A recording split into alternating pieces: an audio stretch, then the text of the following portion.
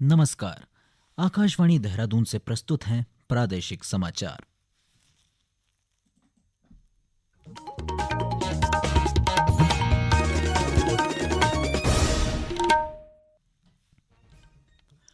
पहले मुख्य समाचार। प्रदेश में 38वें राष्ट्रीय खेलों की तैयारियां जोरों पर। मुख्य आयोजन स्थलों पर 8 कंट्रोल रूम का संचालन शुरू। रामलला की प्राण प्रतिष्ठा की पहली वर्षगांठ पर आज से अयोध्या के राम मंदिर में 3 दिन का भव्य आयोजन। मसूरी के माल रोड पर जल्द ही 10 और गोल्फ कार्ट शामिल की जाएंगी। और राज्य के विभिन्न हिस्सों में बारिश और ऊंचाई वाले क्षेत्रों में बर्फबारी की संभावना।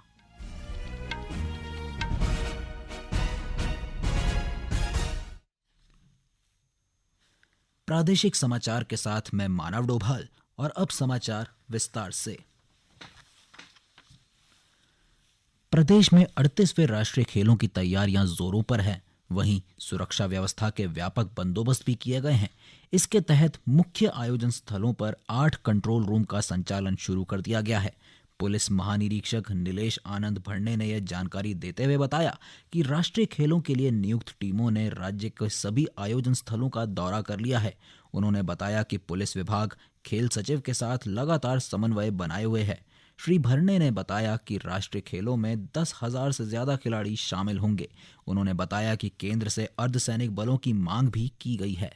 खेल सचिव है, उनसे हमारी लगातार पुलिस विभाग की जो है वो आपसी समन्वय हो रहा है। इसमें जो टीमें जो अपॉइंट हुई है, इवेंट मैनेजर्स है, एसपीएमयू है, उनके साथ हम लोग ने जो है पूरे राज्य में जहां जहां वेन्यूज है उसका भ्रमण किया है। वेन्यू हमने इंचार्ज अपॉइंट कर दिए, नोडल ऑफिसर्स वेन्यू पर। तो 8 जो मेन मुख्य वेन्यू है जहां पर ये सारे गेम्स होने हैं, वहां पर कंट्रोल रूम की स्थापना का कार्रवाई शुरू हो गई। कमांड सेंटर्स जहां पे वो वेन्यू इंचार्ज हमारे पुलिस के बैठेंगे वो बनने शुरू हो गए हैं। तो जो भी हमारी रिक्वायरमेंट्स है, इवन इक्विपमेंट्स की, सिक्योरिटी इक्विपमेंट्स, फायर और बाकी चीजों की जो इक्विपमेंट्स है, हमने हमारी डिमांड प्लेस कर दिया है खेल विभाग को। 10,000 से ज्यादा यहाँ खिलाड़ी आएंगे, स्टेडियम्स होगा तो सिक्योरिटी अरेंजमेंट, फायर अरेंजमेंट्स, तो इवन इंटेलिजेंस, तो ये सारा जो चलेगा। तो इसमें जो जिले की फोर्स है वो तो लगेगी, इसके अलावा उनको पीएसी दी जाएगी। इवन हमने केंद्र से पैरामिलिट्री फोर्स की भी डिमांड किया है।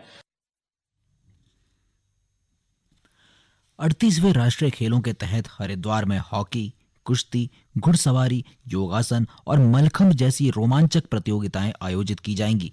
इन खेलों की तैयारियों का जायजा लेने के लिए मुख्य विकास अधिकारी आकांक्षा कौंडे ने एक उच्च स्तरीय बैठक ली। उन्होंने 25 जनवरी तक हर हाल में सभी व्यवस्थाएं पूरा करने के अधिकारियों को निर्देश दिए। साथ ही खेलों के दौरान यातायात व्यवस्था में किसी भी प्रकार की समस्या न होने और सुरक्षा के पुख्ता इंतजाम करने के भी निर्देश दिए। बैठक में जिला पंचायत के अपर मुख्य अधिकारी के उपस्थित न होने पर उन्होंने शासन को पत्र लिखा। उन्होंने कहा कि इस महत्वपूर्ण आयोजन में सभी अधिकारियों की उपस्थिति अनिवार्य है। उत्तर प्रदेश में अयोध्या के भव्य राम मंदिर में रामलला की प्राण प्रतिष्ठा का 1 वर्ष पूरा होने के उपलक्ष्य में आज से 3 दिन का विशेष आयोजन प्रारंभ हो रहा है। प्रधानमंत्री नरेंद्र मोदी ने पिछले वर्ष 22 जनवरी को राम जन्मभूमि मंदिर का उद्घाटन किया था, लेकिन हिंदू कैलेंडर के अनुसार इस साल वर्षगांठ का आयोजन 11 जनवरी को किया जा रहा है। वहीं मुख्यमंत्री पुष्कर सिंह धामी ने श्री रामलला की प्राण प्रतिष्ठा की प्रथम वर्षगांठ पर सभी को हार्दिक शुभकामनाएं दी हैं। एक संदेश में उन्होंने कहा कि श्री अयोध्या धाम में राम मंदिर के निर्माण से न केवल एक ऐतिहासिक परिवर्तन हुआ है, बल्कि ये हमारी सांस्कृतिक और धार्मिक पहचान को सशक्त बनाने का भी मार्ग प्रशस्त कर रहा है। उत्तराखंड के विभिन्न क्षेत्रों के प्रतिभाशाली लोगों को गणतंत्र दिवस पर विशेष अतिथि के रूप में सम्मानित किया जाएगा। 26 जनवरी को नई दिल्ली के कर्तव्य पथ पर आयोजित होने वाली 76वीं गणतंत्र दिवस परेड में उत्तराखंड के विभिन्न क्षेत्रों से चुनिंदा प्रतिभावान लोगों को विशेष अतिथि के रूप में आमंत्रित किया गया है। ये वे लोग हैं जिन्होंने अपने अपने क्षेत्र में उत्कृष्ट प्रदर्शन किया है और सरकारी योजनाओं का सर्वोत्तम उपयोग करते हुए अपनी पहचान बनाई है। गौरतलब है कि देश भर से विशेष अतिथियों को गणतंत्र दिवस पर परेड देखने के लिए आमंत्रित किया गया है। यह सम्मान उनके अद्वितीय प्रदर्शन और समाज, क्षेत्र, राज्य और देश को गौरवान्वित करने के लिए दिया जा रहा है।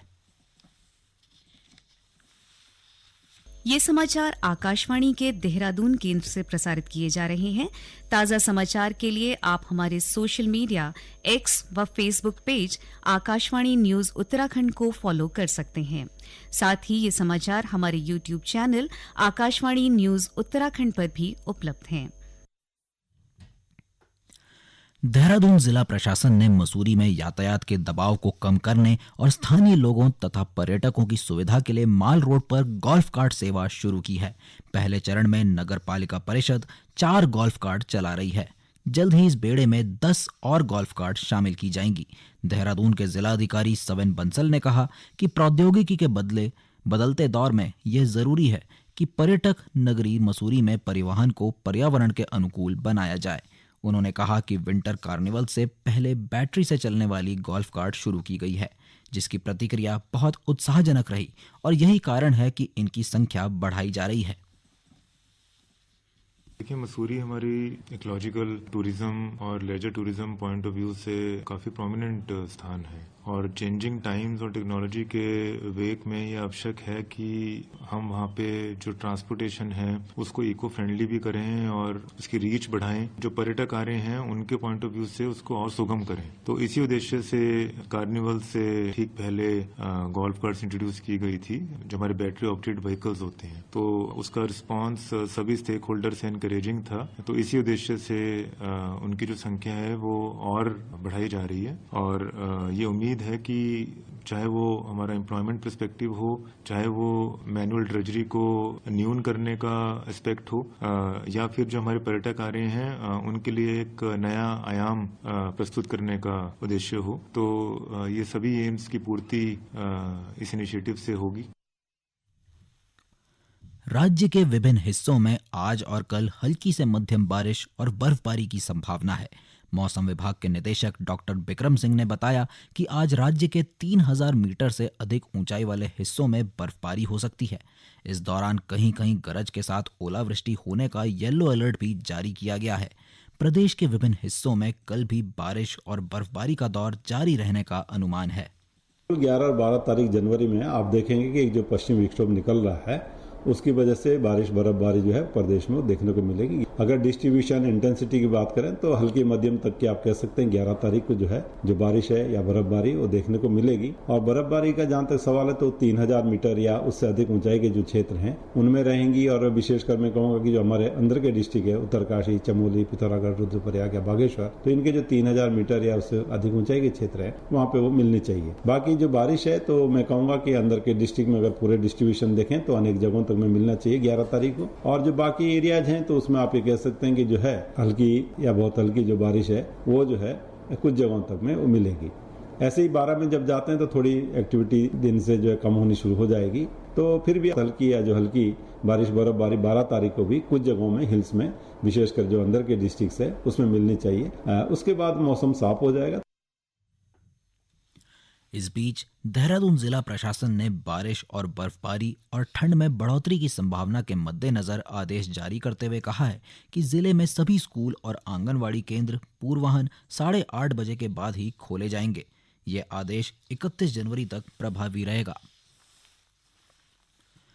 उत्तराखंड उच्च न्यायालय में 13 जनवरी से 9 फरवरी तक शीतकालीन अवकाश घोषित किया गया है। इस अवधि में महत्वपूर्ण वादों की सुनवाई के लिए अवकाशकालीन कोर्ट बैठेगी, जो सप्ताह में 2 दिन आवश्यक वादों की सुनवाई करेंगी। इसके लिए मुख्य न्यायाधीश की अनुमति से अवकाशकालीन न्यायमूर्तियों का मनोनयन किया गया है। अंत में मुख्य समाचार एक बार फिर। प्रदेश में 38वें राष्ट्रीय खेलों की तैयारियां जोरों पर। मुख्य आयोजन स्थलों पर 8 कंट्रोल रूम का संचालन शुरू। रामलला की प्राण प्रतिष्ठा की पहली वर्षगांठ पर आज से अयोध्या के राम मंदिर में 3 दिन का भव्य आयोजन। मसूरी के माल रोड पर जल्द ही 10 और गोल्फ कार्ट शामिल की जाएंगी। और राज्य के विभिन्न हिस्सों में बारिश और ऊंचाई वाले क्षेत्रों में बर्फबारी की संभावना। इसके साथ ही प्रादेशिक समाचार का ये अंक समाप्त हुआ। नमस्कार।